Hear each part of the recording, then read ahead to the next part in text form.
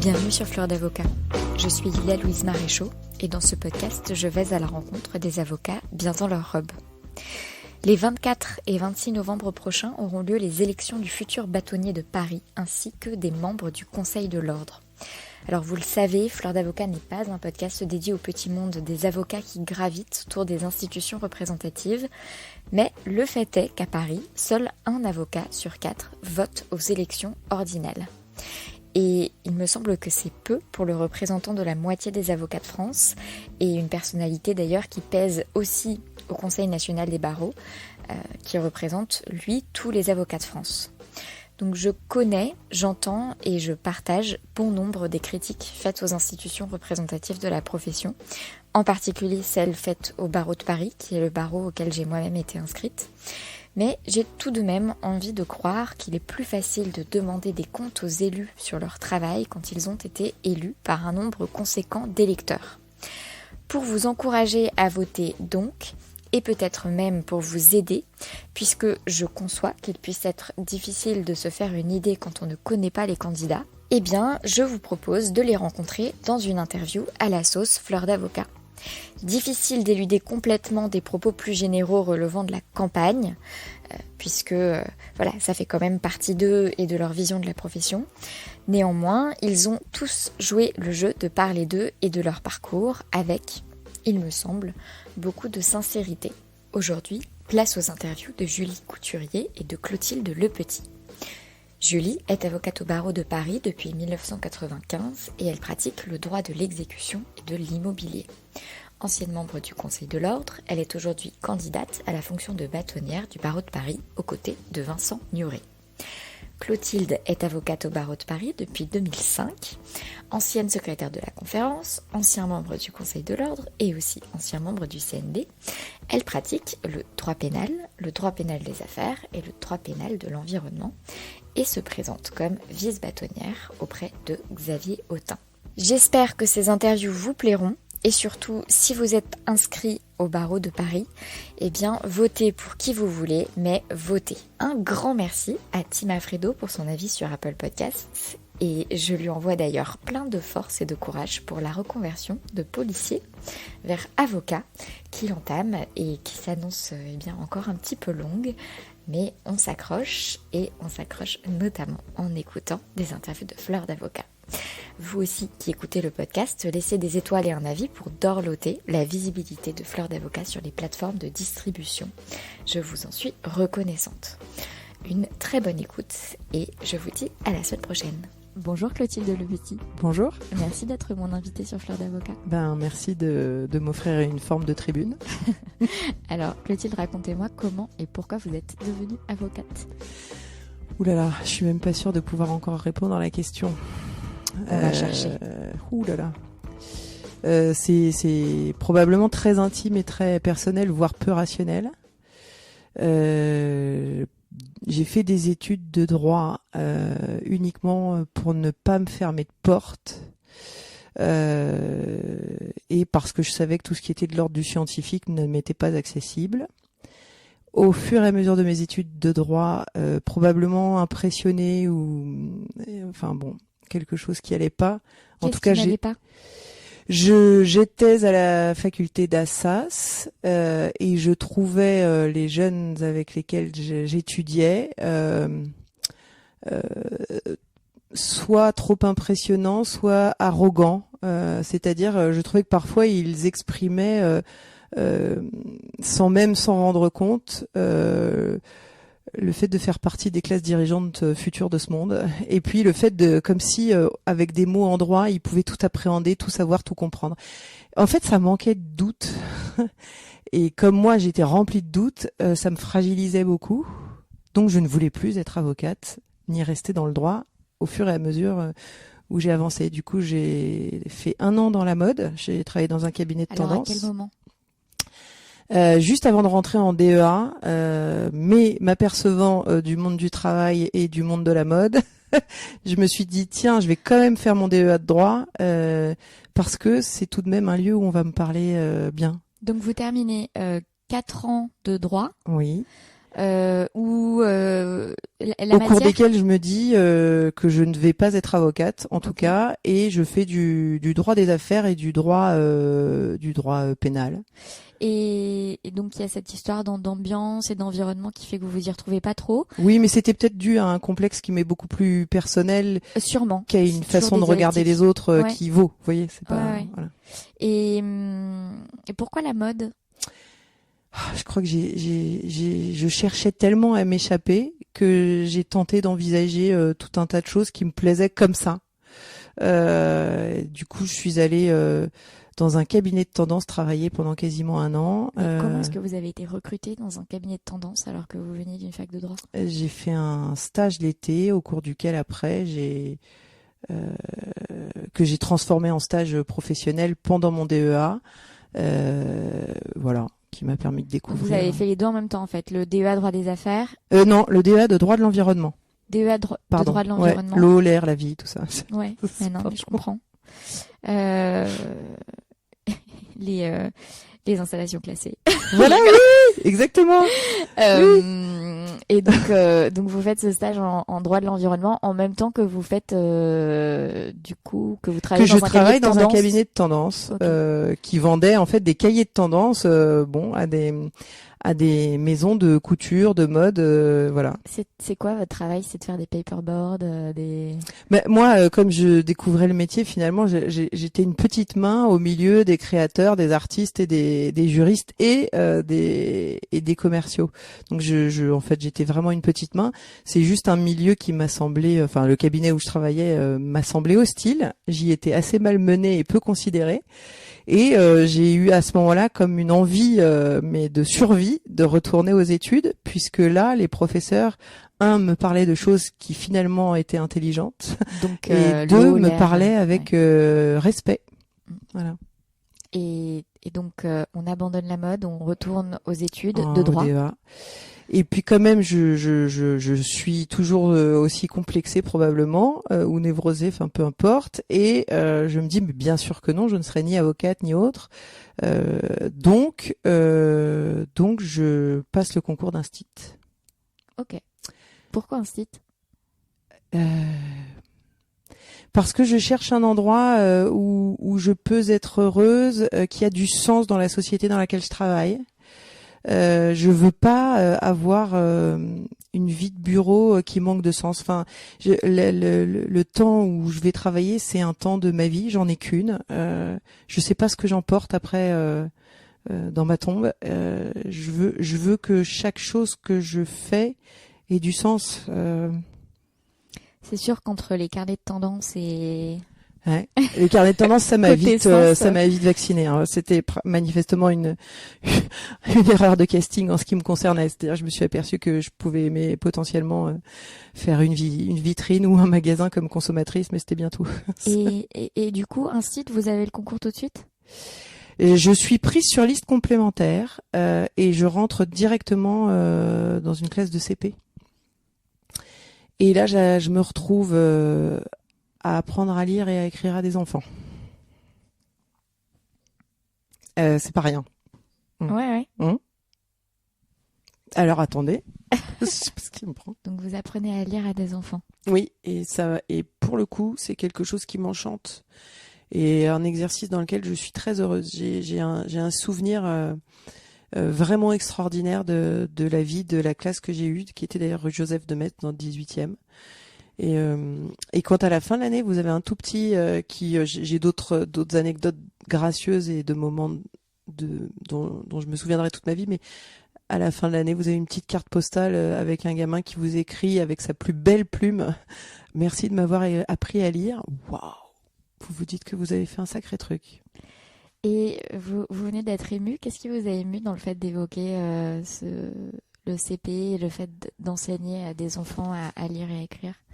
Alors moi, je crois que je suis une émotive de toute façon. Enfin, je crois qu'on est tout entier, c'est-à-dire qu'on peut réfléchir et maîtriser ses propos tout en vivant les choses et en les.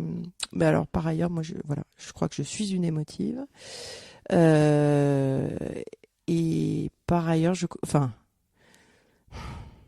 c'était un moment magnifique que j'ai aimé, que j'ai quitté, auquel j'ai renoncé plus qu'autre chose. C'est-à-dire que ça me manque encore un peu. J'aime transmettre. J'aimais bien les gamins, qui étaient à un âge à la fois éponge intellectuelle et capable d'accéder à des très belles notions, et qui avaient, parce qu'en CP, c'est cet âge-là, la spontanéité gracieuse qui permettait de faire une forme de poésie incroyable de la vie, quoi. Voilà. Et vous dites que vous y avez renoncé puisque vous l'avez quitté.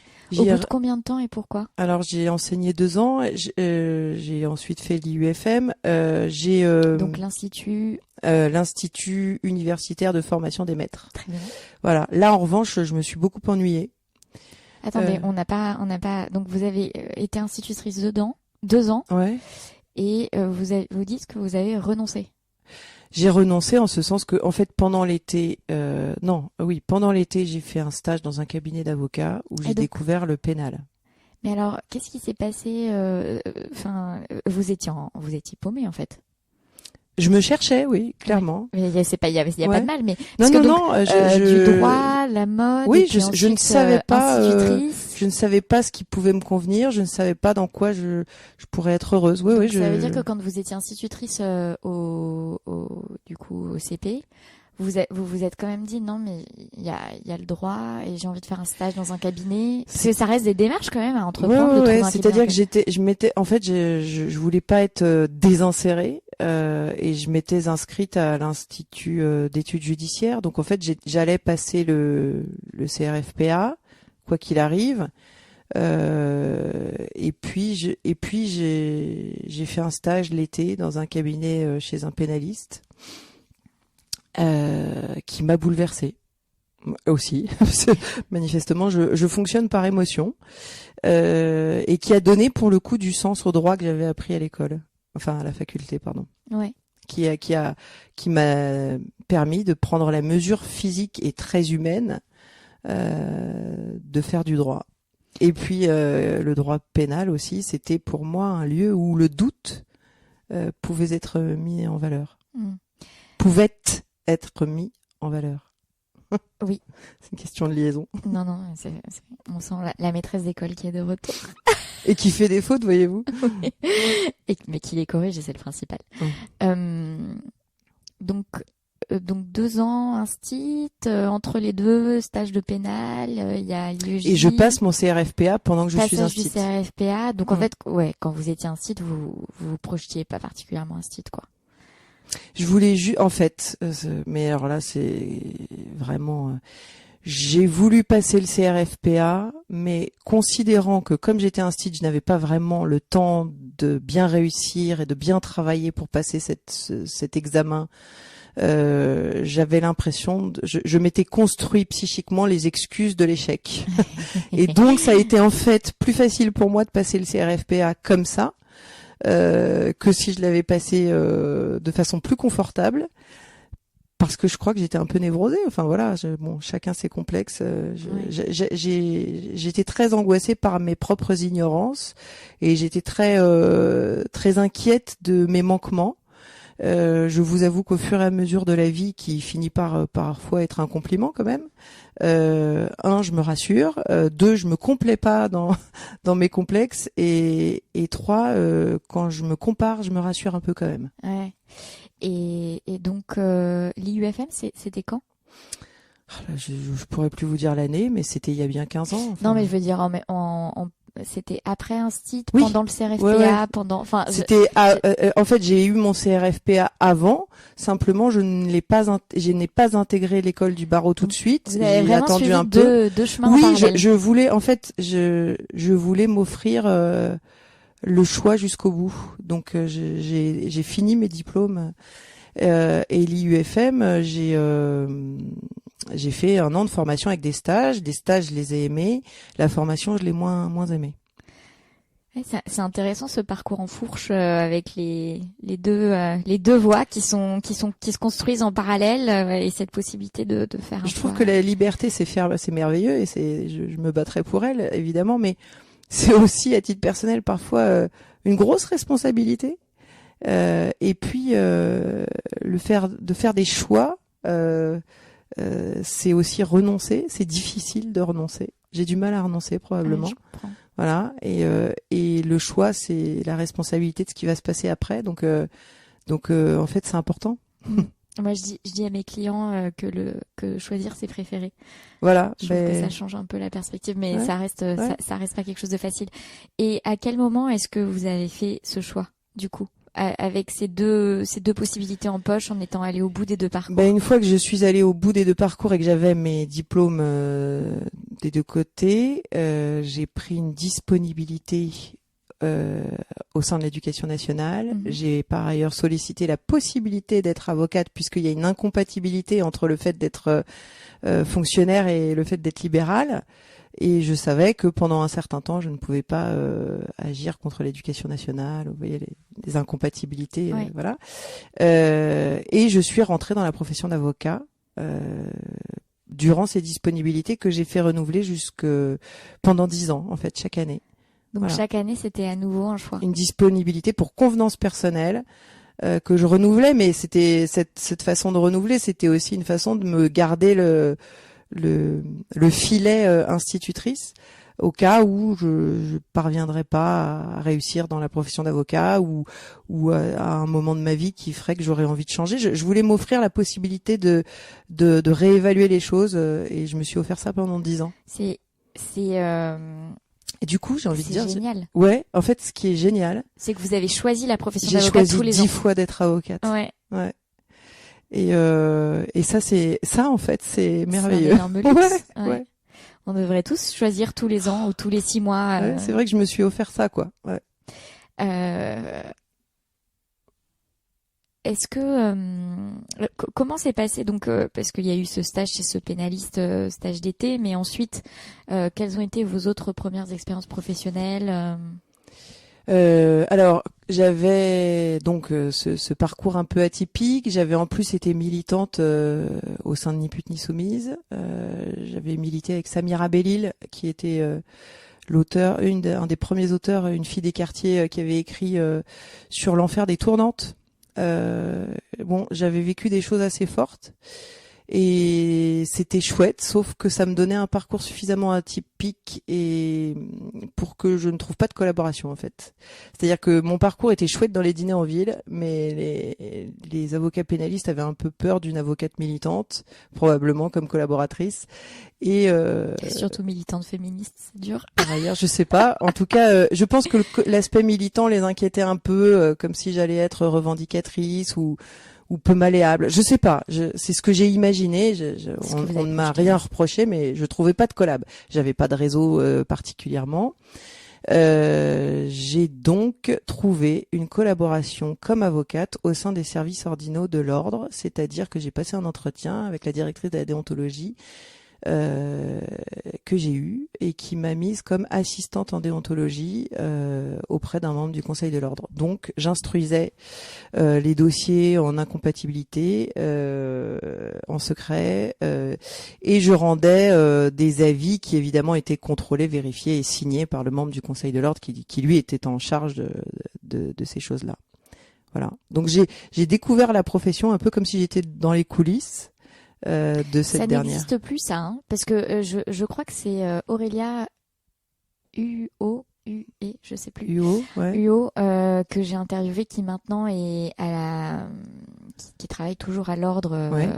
pour les services pro bono de l'ordre et elle explique qu'elle a aussi commencé comme assistante en comme déontologie. assistante en Ah oui. déontologie, mais comme avocate. Ouais. Et elle me disait que maintenant ça n'existait plus parce que elle avait le statut d'avocat. Ouais, C'est pas et juste qu'elle c'était travaillait comme exactement salariée ça. à l'ordre, Ouais. elle avait le statut d'avocat C'est ça. pour l'ordre et du coup elle faisait ça aussi. J'avais le statut d'avocat première année. Ouais. J'étais rémunérée au tarif UGIA de l'époque. C'était en 2005. Et effectivement, je crois que ça n'existe plus sous cette forme. Néanmoins, le service de déontologie a encore quelques avocats missionnés à son service et je crois bénéficie de PPI pour les assister. Je crois avoir compris que ça se passait comme ça. Bon, en tout cas, c'est intéressant un début de carrière qui commence finalement au sein au sein de l'ordre, au sein des institutions de la profession, et donc. Ça m'a permis de rencontrer, par exemple, je me souviens qu'un membre du Conseil de l'ordre m'a aidé à faire mon CV, m'a relu ma lettre de motivation, parce que l'idée n'était pas de rester plus d'1 an. En fait, c'était pas des postes qui étaient durables. Mais c'était pour moi l'idée de mettre un pied dans le milieu aussi et de pouvoir ensuite chercher une collaboration. Et en réalité, ça a été pour moi l'occasion de présenter la conférence du stage, parce qu'un jour, j'ai rencontré un autre avocat qui m'a dit mais qu'est-ce que tu vas faire puisque tu vas pas rester toute ta vie assistante en déontologie. Et j'ai dit mais moi mon rêve ce serait d'être pénaliste. Et il m'a dit bah oui mais il faut passer la conférence alors. J'ai dit ah bon d'accord. Et bon évidemment ça m'impressionnait beaucoup trop pour que j'envisage même d'y aller. Je crois que ma vie a été pleine d'impressions. Et en réalité, c'est peut-être un petit peu magique ce que je vais dire, mais j'ai vu le sujet, le féminin de maître est-il maîtresse, affiché à l'entrée de l'ordre un matin en rentrant au travail, et je me suis dit j'ai pas le droit de ne pas le prendre celui-là parce qu'il est pour moi. Et j'ai fait un discours. Dont je crois pouvoir vous dire qu'il était beau. C'est bien, il faut savoir s'auto-congratuler. Voilà, parfois, ouais. Mais oui, non, mais je suis tout à fait pour. Et qu'est-ce que vous avez dit dans ce discours ? Dans ce discours, j'avais dit que les mots c'était le poids des habitudes et de l'histoire, que c'était le thermomètre des regards, et que avant de changer les mots, je voulais qu'on change les regards et que les mots viendront entériner ces derniers. Après, l'idée à la conférence, c'était de plaider la négative ou la positive. Donc, je m'étais inscrite dans la négative et dans mon discours, j'étais à la fois une maîtresse et cette maîtresse souffrait d'être une femme gelée dans le regard des autres. Et à la fin, je veux devenir maître. Voilà. Comme George Sand, quoi. Ouais. Voilà. J'ai 2 questions. La première, c'est comment vous vous sentiez quand vous étiez assistante à l'ordre ? J'étais très heureuse. Je m'entendais très bien avec le personnel de l'ordre. J'étais toute jeune, donc tout le monde était plutôt sympathique avec moi. J'ai appris beaucoup et j'ai rencontré quelques avocats, notamment quelques membres du Conseil de l'ordre ou autres, qui étaient contents de me donner des conseils. Voilà. Donc c'était. Et puis je travaille dans un endroit magnifique. Enfin, mine de rien, j'ai vu la place Dauphine sous les 4 saisons, quoi. Enfin, quand votre environnement est beau, ça rend aussi la vie belle, quoi. Ça compte. C'est sûr. Non, mais j'étais curieuse parce que c'est un début atypique d'exercice. Et puis je m'inscrivais dans quelque chose qui n'était pas pour la vie, puisque ça ne devait durer qu'1 an. Donc c'était une expérience. Alors c'était pas rassurant, mais j'étais suffisamment jeune pour vivre ça. C'est-à-dire que bon. Cette temporalité. Voilà. Et puis voilà, je m'étais dit, Clotilde, tu connais pas grand monde dans ce milieu. C'est quand même là où tu peux faire le mieux, quoi. Bon. Ouais. Et vous avez été élue Et ben en fait, j'ai eu la conférence. Ouais. Et ce qui m'a permis évidemment de trouver une collaboration rapidement. Enfin, non, de me faire virer d'une première collaboration tout de suite dans les 3 semaines. Ah non, mais ensuite, on va en parler. Ah. Donc vous faites vous êtes élu à la conférence. Oui. Vous faites la conférence dans le sein d'une collaboration ou juste la conférence? En fait, je suis élu. Enfin, pendant que je passe le concours, je cherche une collaboration pour l'année qui va suivre. Je suis a priori embauchée par une consoeur qui fait du droit du travail dont je ne dirai pas le nom. Et comme je me rends compte que je passe la conf et que je commence à gagner au 2e tour, je l'appelle pour lui dire enfin je suis secrétaire de la conférence, il faut que vous le sachiez. Et je n'arrive pas à la voir. Voilà, elle est tout le temps injoignable. Je finis par avoir la conférence, 3e tour, et donc j'essaye de l'appeler encore. Et le jour premier de mon embauche où elle m'accueille au cabinet, elle me dit c'est formidable, on va pouvoir mettre ça sur le papier en tête. Et je lui dis oui, mais ce que ça signifie aussi, c'est que je vais consacrer un temps à la défense des plus démunis dans les affaires criminelles. Je vais être commise d'office dans les affaires criminelles et que par conséquent, j'aurai peut-être moins de temps disponible pour vous. donc c'est la raison pour laquelle j'essaye de vous joindre depuis un moment, et pour laquelle, si vous le souhaitez, on peut mettre en place un mi-temps, ou si vous n'êtes pas contente, on peut aussi s'arrêter. Enfin, je veux pas vous mettre en difficulté. Et là, ça a commencé tout de suite par mais en fait vous êtes d'une malhonnêteté intellectuelle incroyable avec moi. Et je dis mais pas du tout. Simplement je découvre un peu tout ça comme vous. Et donc ça s'est très mal passé. Ça a quand même duré 3 semaines. Ben en fait pendant 3 semaines, elle m'a expliqué à quel point j'étais pas faite pour être avocate, que je ne savais pas, je savais très bien écrire en droit, mais elle me reprochait en fait le manque d'expérience que nécessairement je n'avais pas et qu'elle ne pouvait pas ignorer. Et donc je lui ai dit écoutez, je suis là pour apprendre, bien évidemment. Si je peux revoir ma copie 5 fois, il n'y a pas de difficulté. Simplement, si vous me mettez systématiquement en échec, en fait c'est facile puisque nécessairement on va essuyer les plâtres de mon inexpérience. Enfin, nécessairement, je suis godiche d'être neuve. Voilà. Donc, voilà. Et puis, j'ai vu qu'il y avait une maltraitance qui s'installait. Je me suis arrêtée de manger d'un coup. Et en fait, comme 3 semaines, c'était suffisant pour moi en termes de maltraitance. Je suis allée la voir. Je lui ai dit, écoutez, en fait, on va s'arrêter là parce que il n'est pas question que ma vie soit malheureuse en fait. Et là elle m'a dit mais vous ne serez jamais une bonne avocate même en pénal. Et je lui ai dit c'est bien la raison pour laquelle je ne vais pas travailler avec vous. C'est parce que je ne peux pas travailler avec quelqu'un qui me dit ça. Et donc je lui ai rendu ses clés et je crois que j'en ai été très heureuse, bien qu'éprouvée parce que c'était voilà. Et j'ai trouvé une collaboration ensuite auprès d'un confrère qui était rapidement. Ouais, voilà. Oui, parce que pour le coup, j'étais secrétaire de la conférence et je crois que ça m'a aidé beaucoup parce que j'ai trouvé une collaboration auprès d'un confrère qui lui se présentait au Conseil de l'ordre et donc qui, je pense, s'est dit que ça pourrait servir dans le cadre des élections. Enfin, voilà. Et qui m'a embauché et qui était plutôt voilà. Donc pénaliste cette fois. Qui m'a mise au pénal beaucoup, ouais. Et alors? Là, une année à cheval entre cette collaboration et la conférence. Exceptionnelle. Et là, j'ai vécu mes premières assises, mes premières mises en examen, mes premières prisons, mes premiers dossiers complètement dingues. Et j'ai vécu surtout, comme j'étais un peu neuve finalement pour une secrétaire de la conférence, j'ai été complètement épaulée par Laure Hennick, par Dorothée Bizakia-Bernstein, qui était dans ma promotion, Laure Hennick Lhuillier, premier secrétaire, et Dorothée qui était 12e. Et en fait, ces filles-là, Laure, elle avait 10 ans de parcours de pénaliste, elle avait bossé chez Françoise Cotta. Dorothée, elle était chez Dartevel, elle faisait du pénal des affaires, puis ensuite chez Schnerb, Olivier Schnerb, pardon.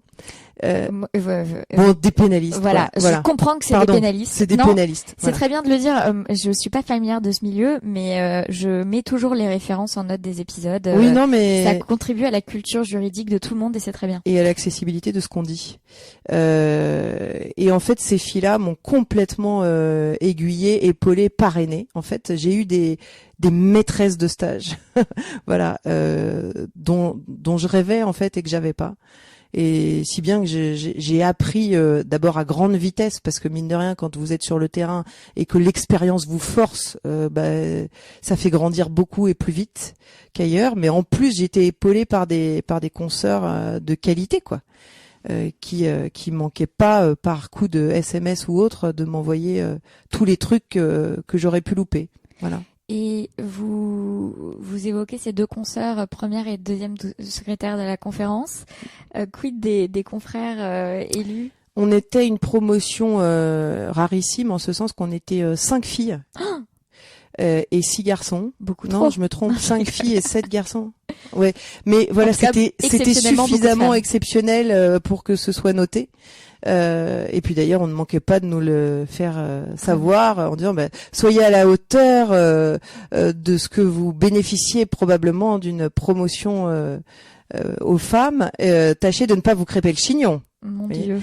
Ça m'a horrifiée. Bon, et j'ai été avec Delphine Jaffard, Emmanuel Renat, voilà, Dorothée, moi et Laure, et on a vécu une année exceptionnelle. Voilà, avec les garçons aussi, bien évidemment. Il y avait Bon, je sais pas s'il faut les citer. Non, Bon, non, peu non, mais importe, je demandais juste, je me demandais si ce mentorat par la première et la 12e secrétaire de la conférence avait été un mentorat de femme pour la 3e femme, ça ou s'est fait si par ça s'est fait par amitié. affinité, Ça s'est par fait amitié. par affinité, par amitié. Ça s'est fait comme ça s'est pas pensé autrement. C'est aujourd'hui, 15 ans après, que je peux vous dire, mais en fait, c'était mes maîtresses de stage, quoi. Voilà, on s'est épaulé, on s'est parce qu'il y avait une adversité, parce on passait facilement par-dessus mon épaule pour dire bonjour ou pour discuter sérieusement, parce que j'avais ni cheveux blancs ni grosse voix, quoi. Ouais, et puis en plus, pas d'expérience en pénal, parce que mine de rien, du coup, une première collaboration à l'ordre. Ah oui, oui, oui, j'avais clairement.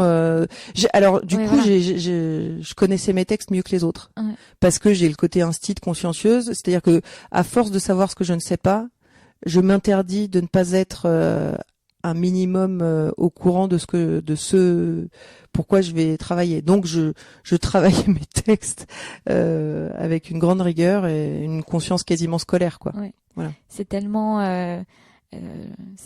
la grande qualité des professionnels, je pense, de surcompenser par la connaissance et la rigueur scolaire et tout ça. Je faisais pas confiance à mon panache et à ma culture Mm. G pour faire juste des citations et m'en sortir en plaidoirie. Mm. L'idée, c'était de connaître mon dossier et mes textes, parce que je pense que ça force le respect quoi qu'il arrive. Mm.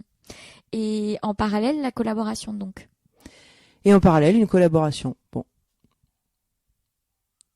Une collaboration, mais dans laquelle je suis très libre. Lui était en campagne, moi j'étais secrétaire de la conférence.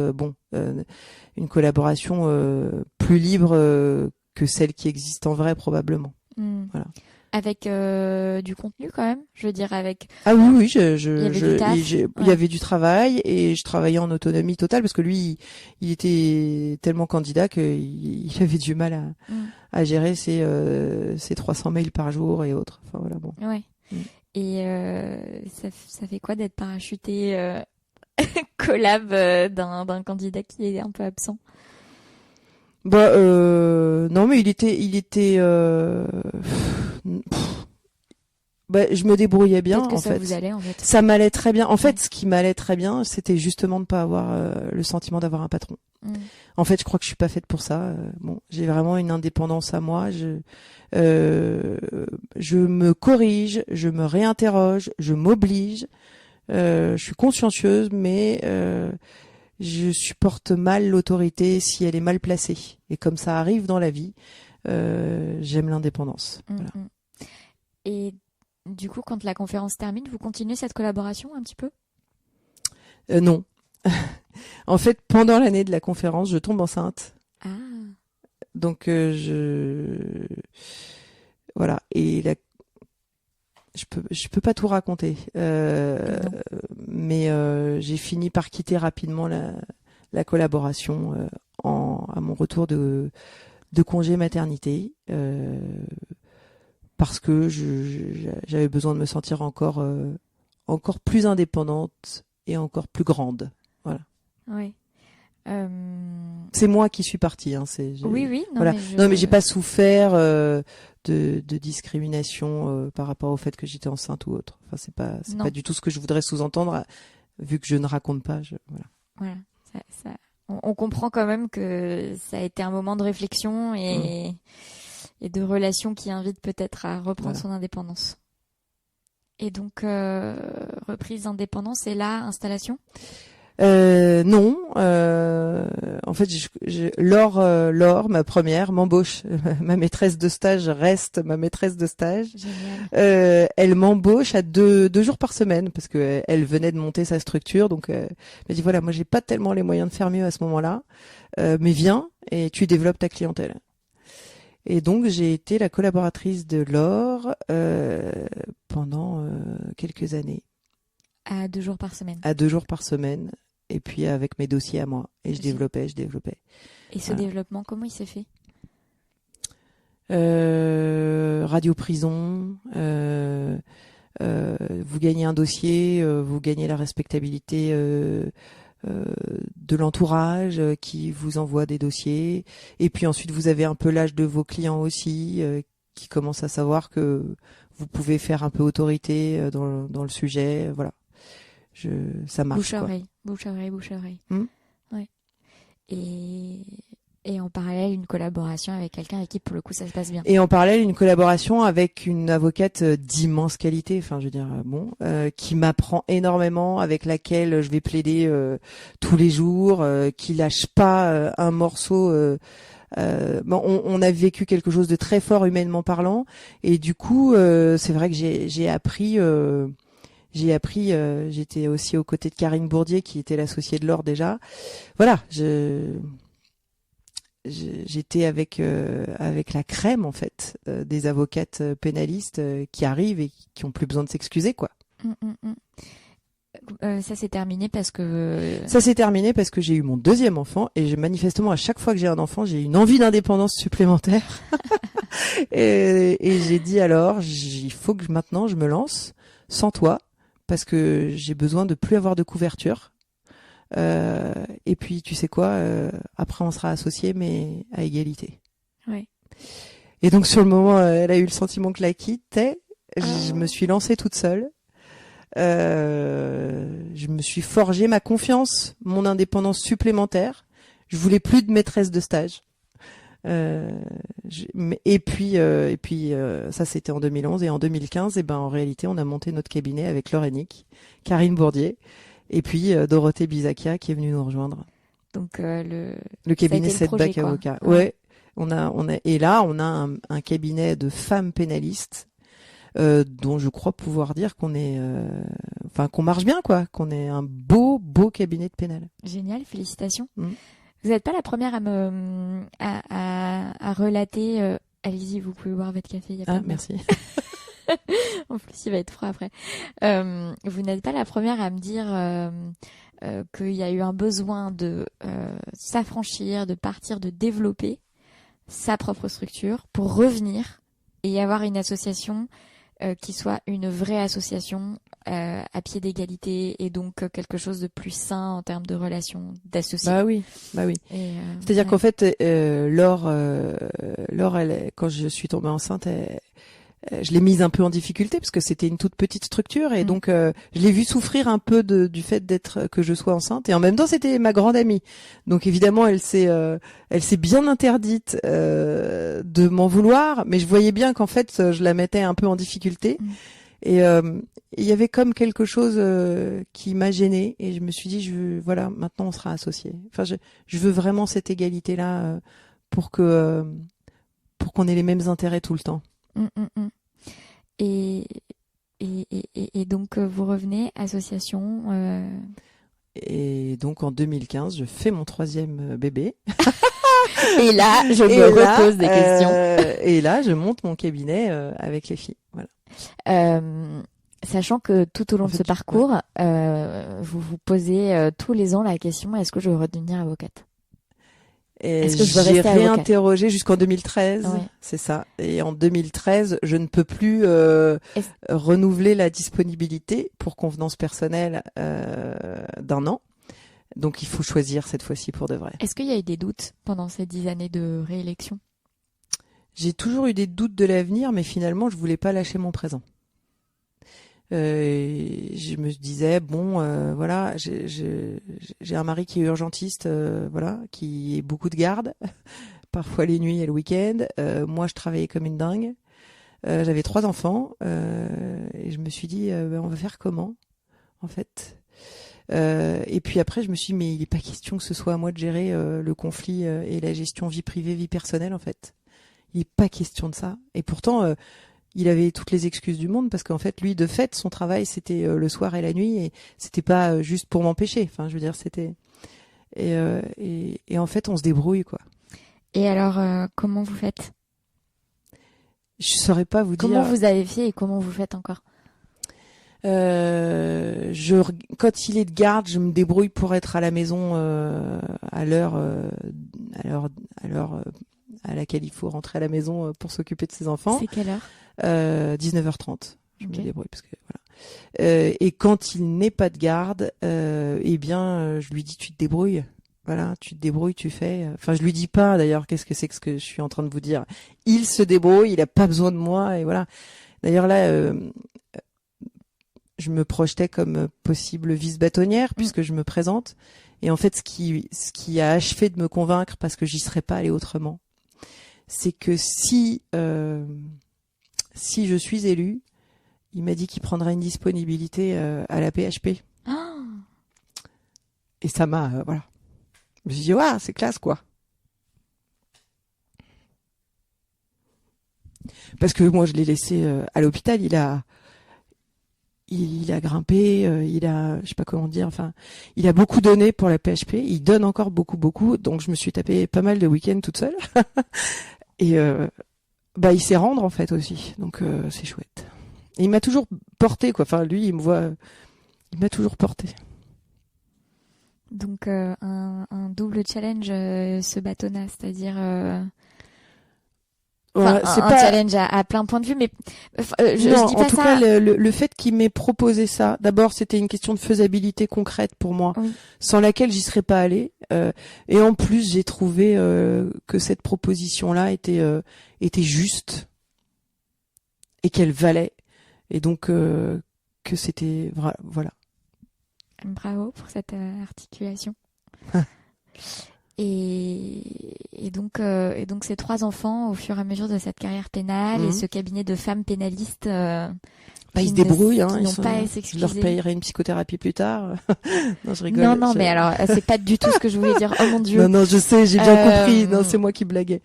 Non, c'est pour, ouais. voilà, ce parcours de vie qui se dessine comme ça, quoi. Ouais. Mais en fait, on se débrouille. Je veux dire, j'arrive à aller aux assises, j'arrive à être membre du Conseil de l'Ordre, j'arrive à les élever, à les regarder. Voilà. Parfois, je suis imparfaite comme les autres, en fait, et pas moins et pas plus. Voilà. Les élections au Conseil de l'Ordre, quand, comment, pourquoi, quel était le... Je suis d'abord allée au Conseil national des barreaux. D'accord. Et donc, pourquoi? J'étais chez Femmes et Droits, parce que ma question, c'était celle de la place des femmes au sein de la profession. C'est bien, ça articule avec une autre question que j'avais. Quid du militantisme féminisme Voilà. après Ni pute ni soumise? Ouais. Comment est-ce que vous avez continué? J'étais chez Femmes et Droits, j'étais au club des avocates pénalistes, je travaillais pour des associations de défense des femmes qui sont victimes de violences. Voilà.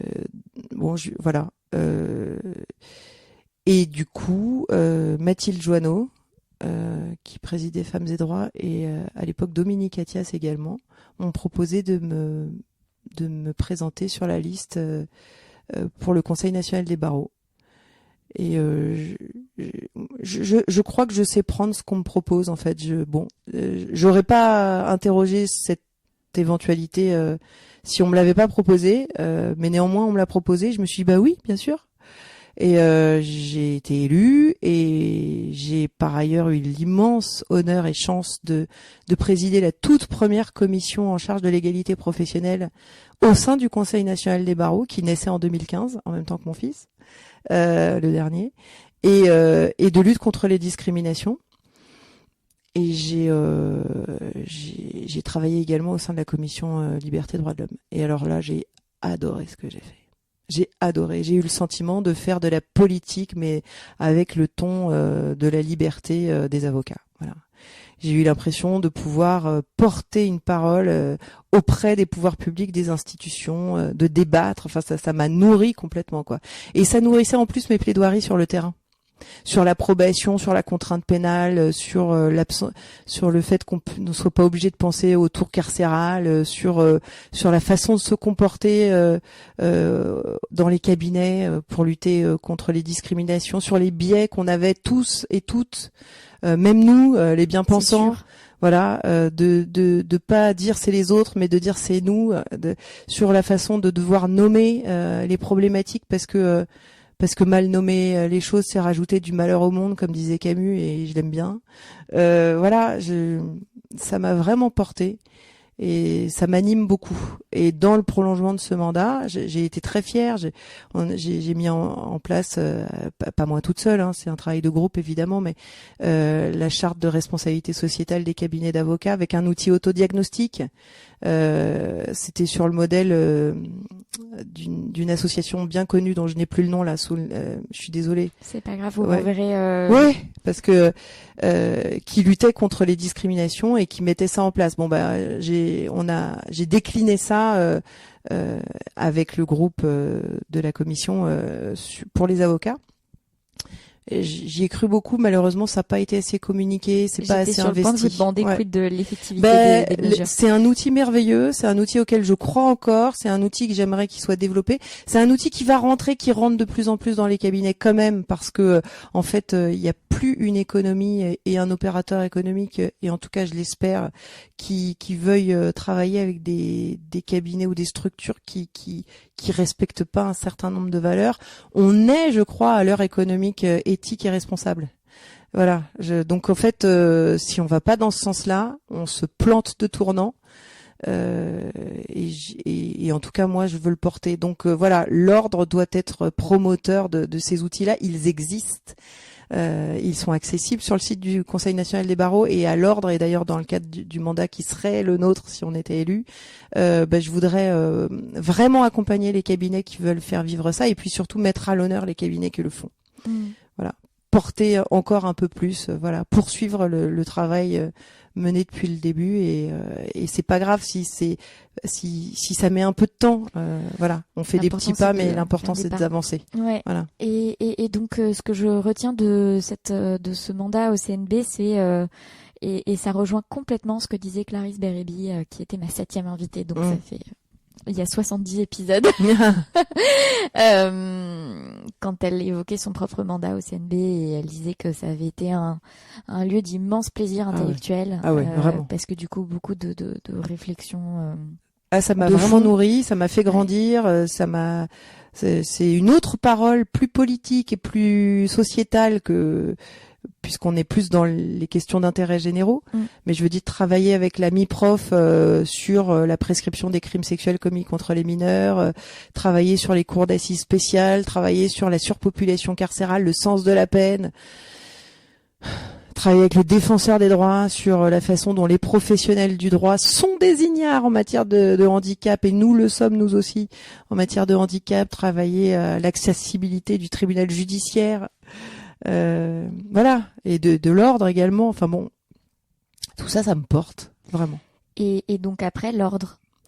Et dans le prolongement de ce mandat au Conseil national des barreaux, j'ai voulu aller à l'ordre effectivement pour poursuivre un peu ce type de mission et d'engagement. Mais sachant que ce que je comprends, pareil, de personnes qui ont fait les deux, c'est que finalement c'est pas du tout la même posture. C'est-à-dire que là où le CNB est très dans une réflexion intellectuelle de fond, prospective prospective, etc., l'ordre est vraiment quand même plus dans l'administration de l'ordre au quotidien. C'est plus du terrain. C'est plus du terrain. Ouais. Voilà. C'est plus du terrain. On accompagne des confrères qui vous appellent au secours. On les rencontre.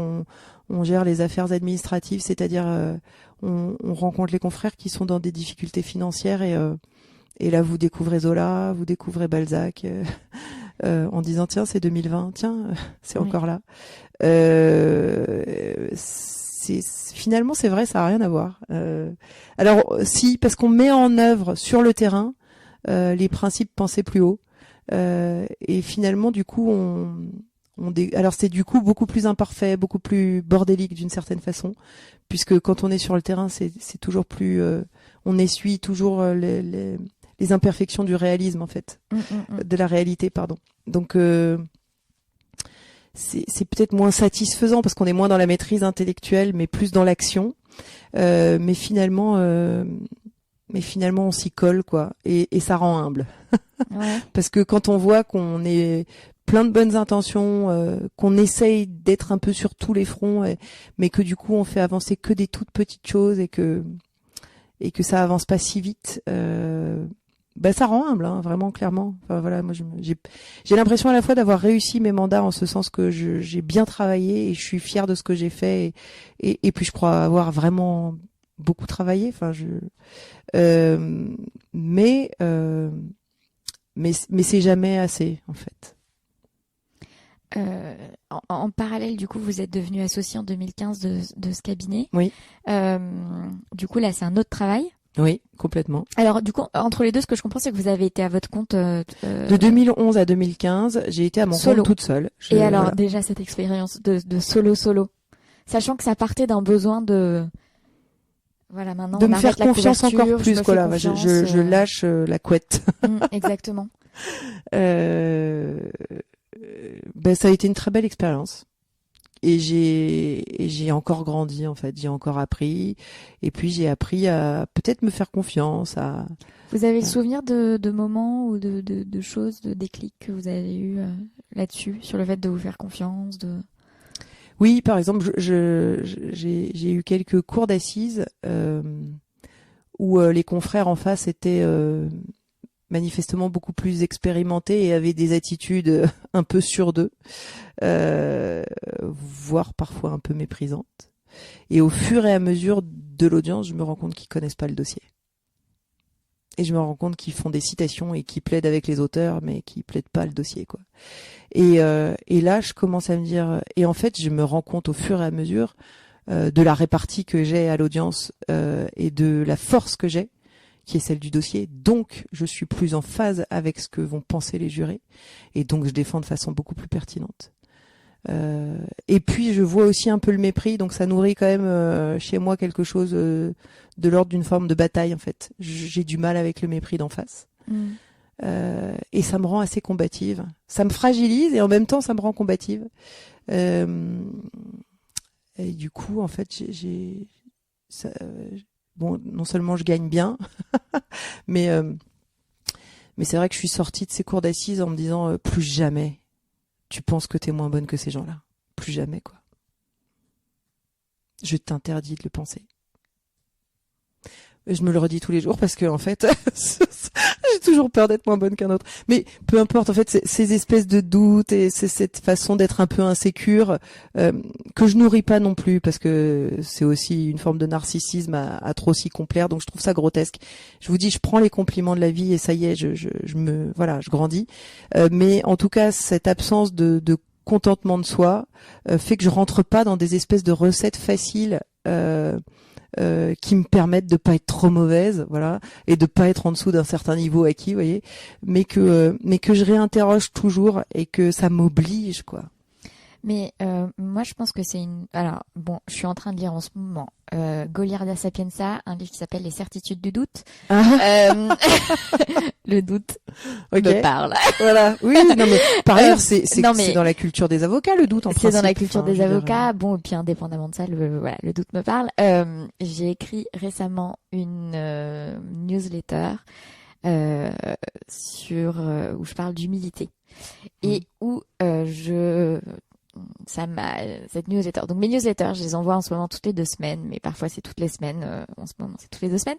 Et c'est des réflexions, c'est des réflexions issues de mon expérience personnelle et entrepreneuriale, on va dire. Et voilà. Et donc j'ai écrit cette newsletter sur l'humilité qui m'a amené, puisqu'en général c'est des réflexions pendant l'écriture, c'est la vertu de l'écriture, à réfléchir à la différence entre l'humilité et la modestie. Et du coup, j'ai moi-même appris que l'humilité était un rapport juste à soi. En tout cas, la recherche d'un rapport juste à soi, donc tant dans le manque que dans l'abondance, donc tant dans ses qualités que dans ses défauts, a priori. Là où la modestie est le fait de minoriser ce qu'on est. Mais vis-à-vis des autres. Vis-à-vis des autres, ouais. Exactement. Pour finalement se protéger de ce que le fait de s'affirmer pourrait provoquer chez les autres. Oui. Et voilà. Et donc j'ai trouvé ça très intéressant comme réflexion. Et j'ai reçu beaucoup de réponses à cette newsletter. Il se trouve que j'ai des lecteurs qui en plus souvent me répondent. Et j'ai reçu pas mal de retours de lecteurs et notamment de lectrices. Et la dernière en date, je l'ai reçue hier, qui me raconte exactement ce que vous êtes en train de me raconter. C'est-à-dire un dialogue entre ce que je sais être comme professionnel, ce que je sais donner, ce que j'observe de ma compétence et de mes retours de mes clients, etc., versus ce que mes confrères plus expérimentés essayent de me renvoyer pour me déstabiliser. C'était aussi une perception que j'ai qui existe indépendamment de leur volonté. Hein. Oui, peut-être. Là, il y avait une attitude méprisante très clairement. Voilà. Quand je vous... Mais du coup, et le fait que cette capacité à être conscient de ce doute qu'on a de soi et de le remettre sur la table, sans forcément être dans la complaisance, et il a aussi sa vertu de venir alimenter la compétence d'une certaine manière. Bah oui. Voilà. Oui, c'est exactement ce que j'étais en train de dire. Ouais. Un très long détour. Ouais, non, mais si, en fait, Et je pense qu'il faut le dire parce qu'il y a beaucoup d'avocates. Il se trouve que je pense que je suis je suis écoutée par des avocats et des avocates et voilà, mais celles qui me parlent le plus de ces questions-là sont des femmes. Et donc, je pense que ça leur fera du bien de l'entendre aujourd'hui. Ouais, le problème, c'est qu'on a été un peu élevés à ça, quoi. Voilà. Et passer cette phase indépendante, du coup, l'association. Et là, c'est encore une autre aventure. C'est encore une aventure complètement merveilleuse. Alors là, je suis très bien. Voilà. Qu'est-ce qui on est cette merveille parce qu'on est 4 femmes très différentes dans nos tonalités, dans nos personnalités, donc très complémentaires, très amies. On a des liens très forts. Et je crois pouvoir vous dire très compétente, voilà, voire même j'en suis sûre. et en réalité, on s'apporte des dossiers, on s'apporte des compétences, on se complète, on se sent forte. Ce cabinet pour moi est un refuge dans un exercice qui est quand même assez violent. Voilà. J'allais vous demander quel était le projet lors de l'association. Il était celui qu'on est en train de faire. Voilà. Donc de créer un refuge de l'extérieur. Le refuge c'est pour nous. Mais c'est de créer un cabinet fort du nombre que nous sommes, fort de nos expertises à chacune et de nos différences. Voilà, on est un cabinet totalement dédié au pénal qui se décline dans toutes ses formes. On fait même du pénal de l'environnement. Je travaille des cabinets d'affaires qui font des implantations de parcs éoliens. Je fais beaucoup de pénal par rapport à des élus sur les prises illégales d'intérêt, les conflits d'intérêt, etc. On fait beaucoup de presse. Il y a un peu de pénal des affaires, et puis du pénal, quoi. Voilà, le sanglant, le drama, le mœurs, voilà. On est bonne là-dedans. On se complète, on s'apporte des dossiers, on s'épaule. Moi en campagne, du coup j'ai toujours on fait pas un quatre mains, on fait un quatre yeux, quoi. Voilà, on se sécurise, quoi, vraiment. Et puis on a toujours des discussions sociétales au travers de nos dossiers, toujours des discussions psychologisantes, et puis on échange, et puis on a des vies les unes et les autres dans ce cabinet qui font que on se comprend, on se met à la place de l'autre, et on s'aide, quoi, on s'accompagne. En fait, on est vraiment dans une logique très peu concurrentielle, alors qu'on a des gros égos en plus. C'est assez marrant, quoi. Enfin, quand je dis des gros égos, c'est-à-dire des personnalités marquées. Mais bon, voilà. Là, on vient de sortir, par exemple, on est capable de faire un petit livre à 4 sur la parole. Voilà. On a fait un petit livre, les 50 règles de l'éloquence, qui vient d'être édité chez Larousse. Bon, voilà. C'est beau, quoi. Et vous avez évoqué beaucoup de domaines d'intervention, alors sachant que quand je vous ai demandé comment s'est passé votre développement, vous m'avez dit beaucoup radio, prison, etc., etc. Et là, vous avez plus évoqué quand j'étais seule. Voilà. Et là, vous avez évoqué du droit pénal de l'environnement, du droit pénal électoral, donc d'autres domaines d'intervention. Comment est-ce que vous l'avez développé? Comment est-ce que c'est venu? Je pense gagner en notoriété, en respectabilité, d'abord. Et donc là, ce qui est intéressant, c'est que là, vous dites plus je, vous dites on. Mais parce que je pense que le fait que nous soyons en nombre nous a renforcés. D'abord, en tout cas, je pense que c'est plus facile pour moi de dire on est forte ou de dire je suis avec des associés exceptionnels que de dire ah non mais moi je suis génial. Donc ça vous aide beaucoup et ça vous rend vachement plus sympa par ailleurs. Bon, c'est plus facile, on a moins de complexes. Bah là, on en revient à la modestie. Oui, à la modestie, à se mettre en valeur quand il s'agit d'une équipe, en tout cas en ce qui me concerne. Donc voilà, donc c'était peut-être une façon de contourner. En fait, c'est voilà. juste pour comprendre. Là, je passe à un aspect très pragmatique de développement de business, c'est-à-dire ces initiatives de développement dans ces domaines qui les unes et les autres on publie. On publie. Alors moi, l'ordre m'a donné une visibilité nécessairement, le Conseil national des barreaux aussi, mais par ailleurs, l'une publie dans, je sais pas, Dalloz, l'autre dans la Gazette du Palais. Il y en a une qui est à l'Association des avocats pénalistes. Enfin, on y est toutes, mais il y en a une qui est au bureau. Bon, voilà. Donc des médias très juridiques et très orientés vers les confrères. Bah oui. Non mais c'est pas une critique, c'est non, c'est pas que là c'est une analyse. Non, pas que on a Laure elle a par exemple une très belle tribune dans le Nouvel Obs et qui est très lue du grand public. Bon voilà, moi j'ai parfois participé à quelques documentaires qui me permettent aussi d'être visible ou d'être connu. Nos vies associatives font qu'on a nourri un réseau, mine de rien. Donc maintenant, on vient nous chercher sur des sujets, voilà, sur lesquels on est marqué.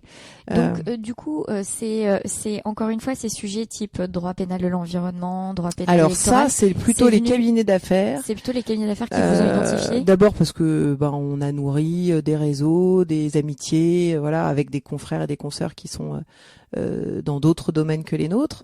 Et puis, comme on est un cabinet que de pénal, bon d'abord on n'en a pas 50 000 mais les quelques cabinets qui nous font confiance parce qu'on a quand même on commence à être un peu connu, enfin voilà, en pénal, nous confient des dossiers sachant qu'on va pas leur piquer leurs dossiers sur tous les autres panels et donc on gère un peu l'aspect pénal des éventuelles difficultés de clients qui sont plus des clients de cabinets d'affaires. Voilà.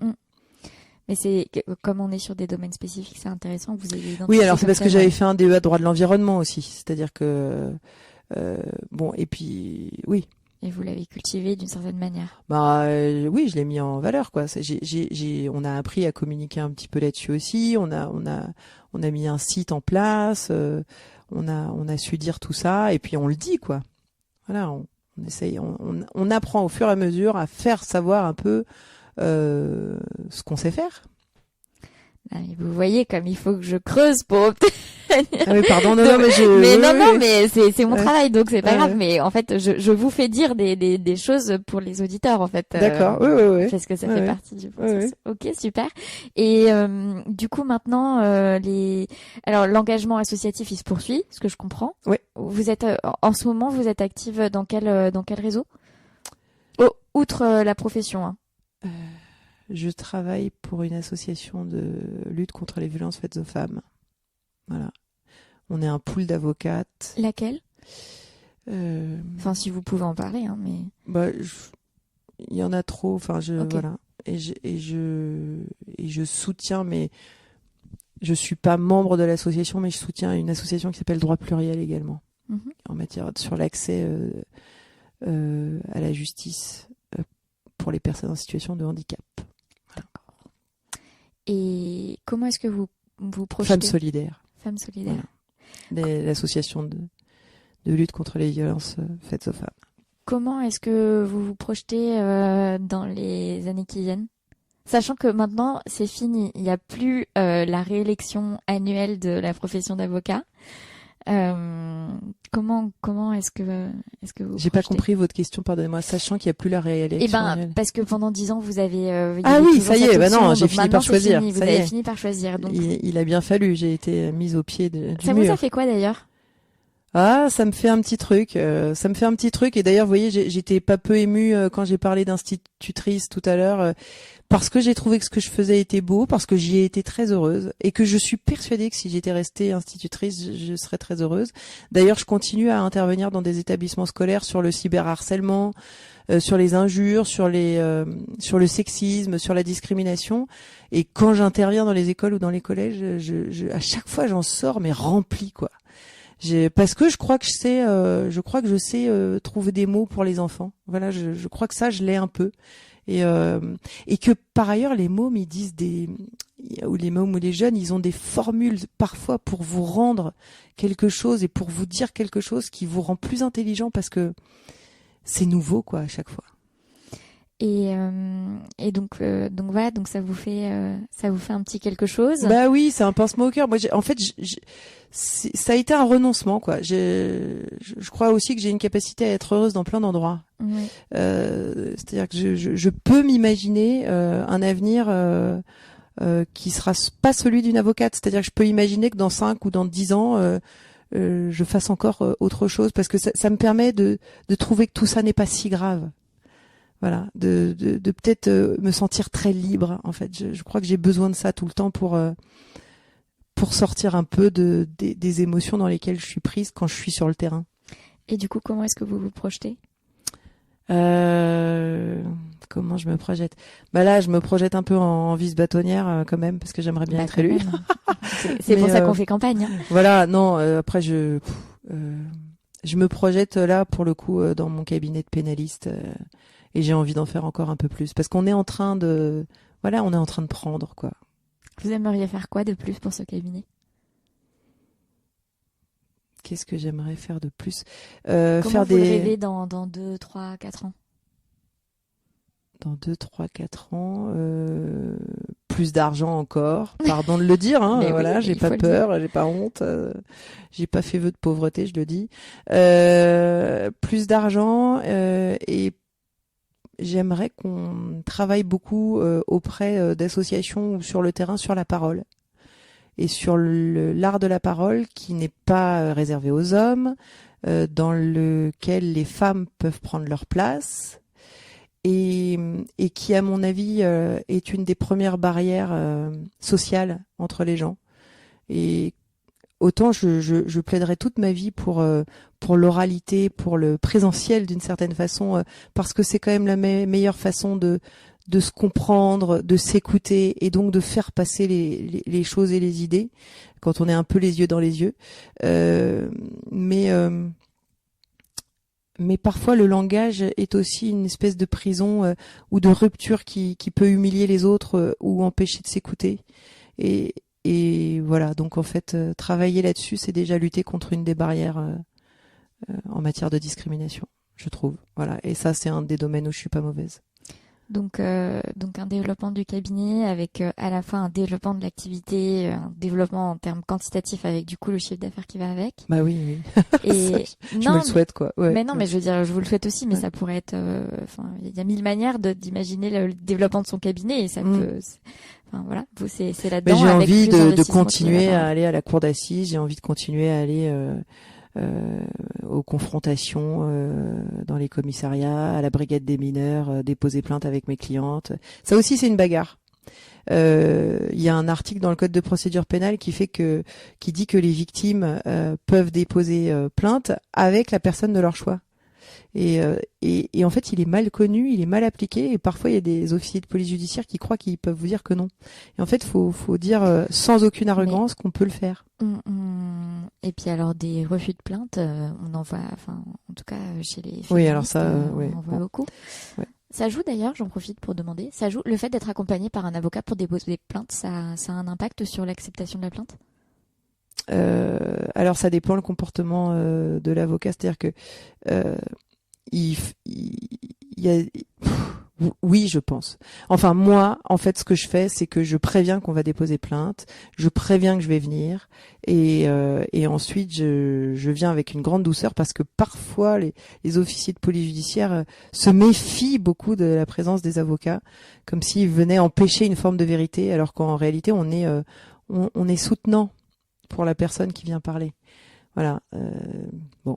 Donc vos conseils à un ou une pénaliste qui accompagne une victime, un Alors dépôt de plainte. voilà, c'est d'accompagner avec toujours une grande bienveillance à l'égard de tous les professionnels du droit que l'on doit réclamer en retour de leur part.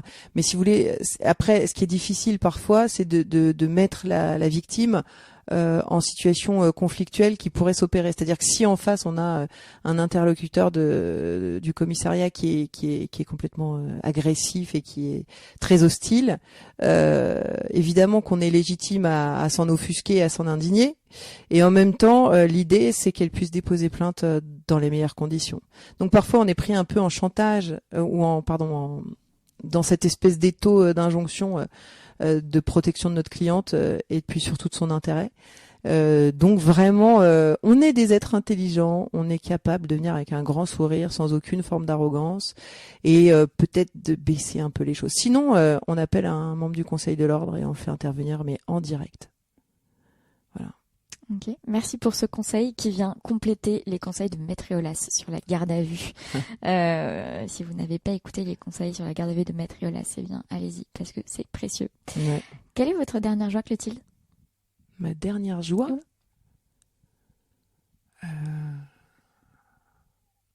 je crois que j'en ai encore. Enfin, je crois que je suis une fille joyeuse, donc elle était sans doute ce matin. Ok. À quelle occasion? Qu'est-ce qui s'est passé ce matin? Je sais pas. Quand je suis chez moi, j'ai des enfants qui me rendent heureuse, voilà, qui le matin quand je les regarde se réveiller, je me dis bon sang, quelle est belle ma vie, quoi. Enfin voilà, et puis je pars au travail en me disant que le seul rituel de ma vie c'est de prendre ma douche et que finalement c'est quand même extraordinaire de jamais m'émousser par habitude, quoi. Vraiment, c'est un plaisir. Alors, avant de poser la dernière question, vous avez beaucoup regardé mes livres. Ah oui, et donc, pardon. un livre que vous aimeriez recommander en ce moment? Lola Lafont, Chaviré. D'accord. Merveilleux livre. Bon. Et il y en a un autre qui sortira en janvier. De Lola Lafont aussi? Non, de Laure-Annick Lhuillet chez Flammarion, que j'ai lu en avant-première et qui sera beau. Voilà, je vous le dis clairement. Okay. Et qu'est-ce que vous portez sous votre robe? Ma conscience, je sais pas, enfin, qu'est-ce que je porte sous ma robe? C'est pas moi qui vais vous le dire. Un cœur, un corps, une tête. Enfin voilà, et tout ça très rassemblé, quoi. Merci beaucoup. Merci à vous.